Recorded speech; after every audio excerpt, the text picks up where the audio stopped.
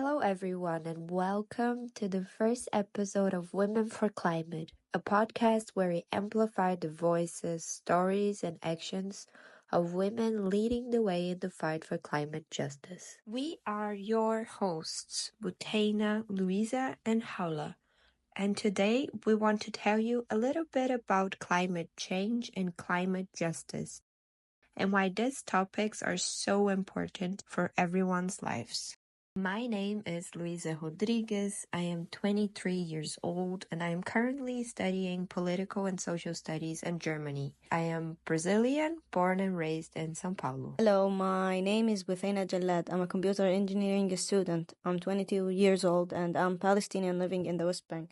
My name is Khawla Bamoussa. I'm 24 years old from Morocco and I'm currently a PhD student in environmental sciences with a focus on water treatment and sustainable water resource management. We have created this podcast as a part of our project for Clivex. Clivex is an international project focused on climate justice and developing fair solutions to the global climate crisis. Women for Climate is not just a title, it's a space where we highlight the essential role women play in addressing the climate crisis, particularly in the global south. From grassroots activism to innovative scientific solutions, we believe women's leadership is key to a more equitable and sustainable future. As a team, we're committed to amplifying the voices of women who are fighting every day for climate justice. Through this podcast, we hope to create a space for learning, connection, and empowerment as we explore what climate justice truly means together. But let's get to our actual topic of today. What is climate change? Climate change means the Earth's climate is shifting over a long period of time, like changes in temperature, rain, and storms. Some of those changes can happen naturally, like when the sun's energy changes or a big volcano erupts. But today, the biggest reason for climate change is the human activities. When we burn things like coal, oil, and gas for energy, we release gases into the air. The main one is carbon dioxide, or CO2.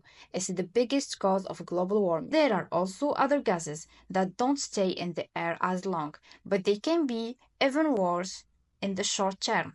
All those gases act like a blanket around the Earth. They trap the sun's heat, and that's what's making the planet warmer. That's why it's so important to keep global warming below 1.5 degrees Celsius. Going above that may not sound like a lot, but even small increases in temperature can cause big problems, like sea level rise could be around 10 centimeters higher, exposing up to 10 million more people to extreme weather events, including more frequent flooding. More than 99% of coral reefs could be lost. Twice the number of plants and vertebrate animals could be exposed to unsuitable climate conditions. Several 100 million more people may be exposed to climate-related risks and susceptible to poverty by 2050. And what is climate justice? Climate justice is about fighting climate change in a way that also tackles the unfair social issues connected to it. Here's the thing.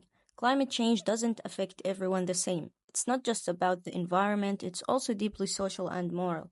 People who've contributed the least to climate change, like low-income communities, people of color, indigenous peoples, and many in the global south, are often the ones suffering the most.